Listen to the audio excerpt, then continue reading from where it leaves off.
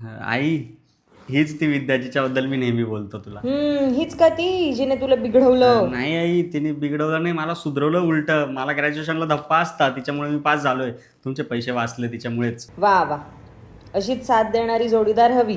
हो, आम्ही 5 वर्षापासून सोबत आहे आई. म्हणजे भांडत असलो तरी आम्ही अजून पण सोबत आहे. अरे पण तुम्ही भेटले कसे ते तर सांगा. भेटलो म्हणजे ती माझी बेस्ट फ्रेंडच आहे. तिला बॉयफ्रेंड भेटला नाही, मलाही गर्लफ्रेंड भेटली नाही, मग आम्ही एकमेकांना जोडी. तसं पोरगी संस्कारी दिसते, डायरेक्ट साडीच नेसून आलीये.